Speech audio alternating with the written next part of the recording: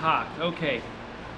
Today I'm going to show you guys the secret to installing these door handles. So I would say 90% of C3 owners will have to do this at one point unless they already buy a car that's already been done. These handles are very common to break, especially on the driver's side. So the main issues that we have with these is this spring right here breaks just over time, and then the spring inside of here, this spring right here, this flap, it holds this part up. So that will break. So both of these things breaking will make it so these door handles no longer work. So I've had people pretty much once a week on Facebook make a post on when the door handle is installed, you have this rear stud, and it's basically impossible to fit your hand up in there and get a nut on it. But I will show you guys how to do that in order to install it correctly. If you look, I think this door is exactly like it. That door is a replacement door handle, I know, because I already did the other side. But if you look, most of the time this rear stud is left out. If somebody in the past has done it, 99% of the time they just don't put that in. They take the stud out, or they leave the nut off, and they just don't install it at all. So I'm going to show you guys how to not do that and how to put it on the right way. So the secret to installing this handle the correct way is you have to drop the latch, which sits right here. So this piece right here, which is the inside opener, pretty much gets in the way of any kind of tool or hand or anybody getting into that. But luckily, it's pretty easy to drop out of the way. See how they didn't put the rear one in? Yep, that's why. You also want to note how that rod goes from the handle to the latch behind the key cylinder. It has to go behind it. Make sure you keep that in mind while you do this. Another tip is remove this panel, because you'll undoubtedly either drop the latch or the clips or the little nut or anything down into the door, and it's much easier to get it with that piece out.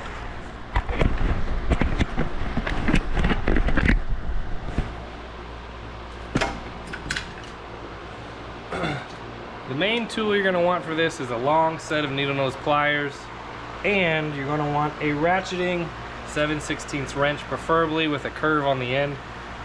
Those are the main tools you'll need. If you have those, it'll be easy. Alright, first we're going to drop some lock rods out of the way. These have paint on them, so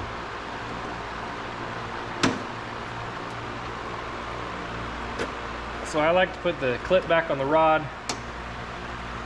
lay it out of the way. This one's the same. We're going to lift it up. This comes out, and then what we can do, put that clip back on there, and that always just kind of sit right there. Okay, so now the only things you have left to unhook are the rod to the outside door handle, and then the lock cylinder arm, but we're not going to worry about that right now. What we're going to worry about is the screws for the latch. So normally these are pretty easy to get out. There we go.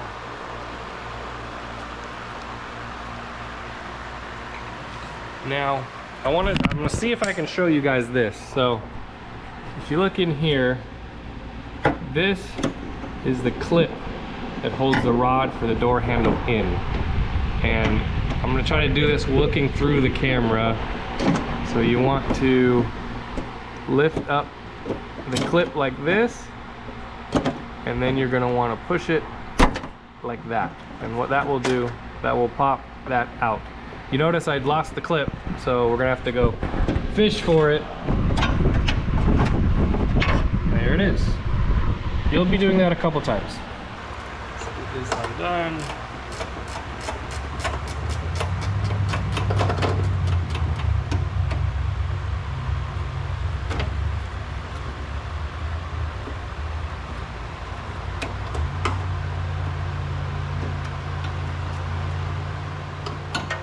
Sometimes the studs come out first, either way. So now, only thing that's holding this latch in are these 3 screws and the arm for the lock cylinder. And usually the way it works is the arm for that cylinder will make it so the latch will fall just enough to be able to get your hand in there. I don't think it can fall all the way down. All right, you see that? You see how the latch rotated this way, and now I can stick my whole hand up in here, no problem. Without that little lever, it makes it that much easier. And you can see how the latch kind of just sits, just like that. All right, now we can get this door handle out. It's a lot harder to do when there's no studs. There we go. So this door handle opened fairly well before. It was just really ugly. And then the new one we have somewhere, clearly that one's gonna be improvement, but you can tell these are aftermarket because they have these like handwritten R's and L's on them. The ones that you'll see that are original have actual GM part numbers on it. So anyway, let's put it in. So you can see this handle, it worked before, but it's failed because the spring has broken. Also, you can see the wear, the crazy amounts of wear that have happened because that broken spring, and it just cocked this to the side. Anyway, another thing you can do is put a bunch of grease right here, like heavy duty grease that will make it so it doesn't do that. But this is trash. All right, now we can go have the fun job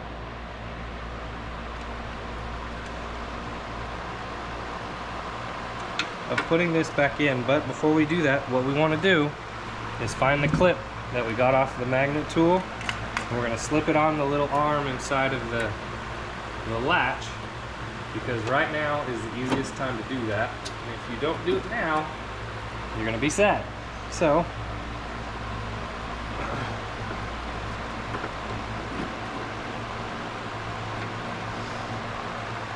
I need to find me another bolt.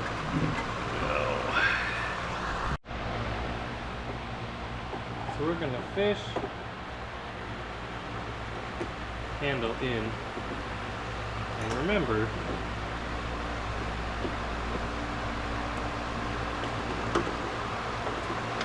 you want to get that rod on the far side.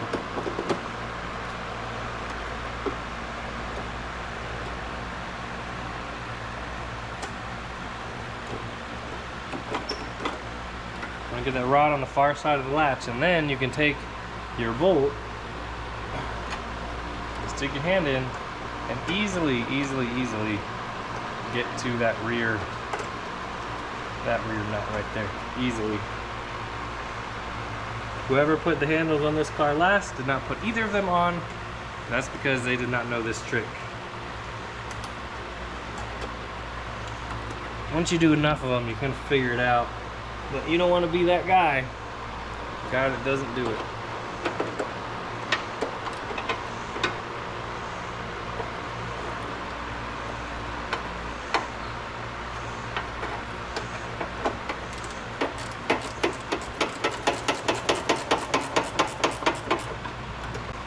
And then, once you get that done, make sure your vertical rod is on the correct side of the lock cylinder.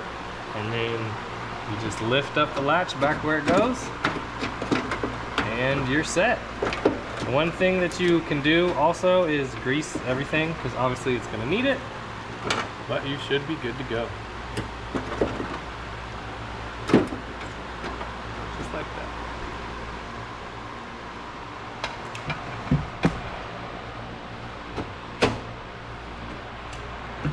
So after you get everything bolted down, the latch and the handle, you want to test it and make sure that it works before you slam the door and the door won't open, or you put the door panel on and then the door won't open. So anyway, you want to make sure your latch lock for your latch is up. Up is always unlocked. And what I like to use is a big screwdriver, push in, that unlocks, that opens, and do it again, and that opens. Okay, so that was kind of rough, because it's super, super rough in there. So we're gonna spray it down.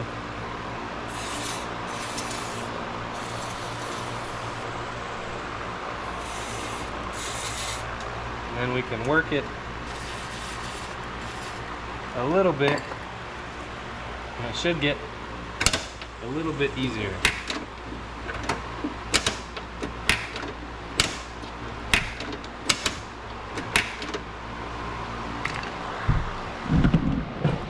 So there you go, the easiest way to put the door handle in. And then we got lucky on this one because there wasn't much in here that was broken or needed repaired. I mean, it's missing a clip here, and that's pretty much it. Driver side's always worse than passenger sides, but if you do it this way, you can get the handle in 10 minutes versus an hour trying to get some kind of tool. And yeah, do it this way, please.